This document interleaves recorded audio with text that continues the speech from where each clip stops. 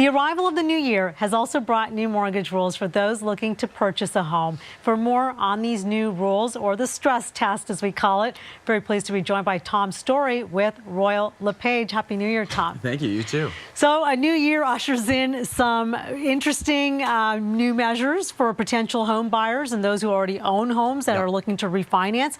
What's your take on everything thus far? Well, I think when new regulations come into effect, there's a psychological effect off the bat because, people take note when the government come in and make changes. How I look at Toronto specifically is that I think it'll be weathered in the first 6 months based on these new changes.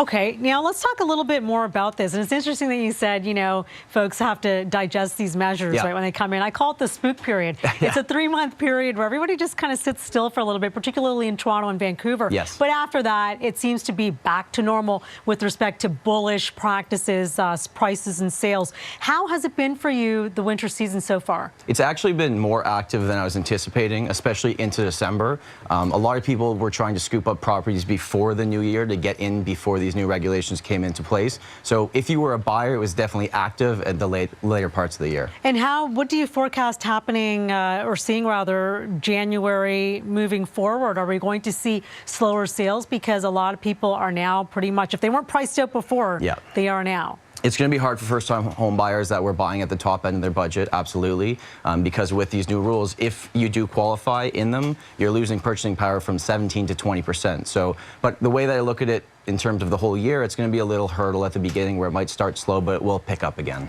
And does this now, you're a real estate agent, a realtor, do you now send your potential clients to a third-tier lender now if the traditional quote-unquote bank is not going to, if folks don't pass the stress test there? Right, so with these new regulations, it's affecting the banks, but the monoline lenders are still under the previous rule. So that's interesting. Yeah, so some people will go to them. What I think will happen is the banks might start pushing out amortization slightly longer to make it more affordable because they're not going to want to lose business. And are we going to see, what kind of an impact are we going to see on homes? Is this going to be the average home? And sad to say, an average home in Toronto is really just under a million now. So is it going to be the average home that's impacted here? Or really, is it going to be the homes over $1 million that are going to take hits, potentially? I think it's mostly going to be homes over $1 million, but then also at the beginning end of the spectrum with the first-time home buyers coming in. The reason why over $1 million is because if you're taking a mortgage on that, you have to put down 20%. So you're going to be under these new rules if you are taking a fixed-term mortgage.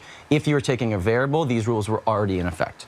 And okay, I'm so interested in this. Real estate seems to be that pastime next to hockey that everybody has an opinion on. Whether you're an investor, you own your own home, or you're looking to buy a home.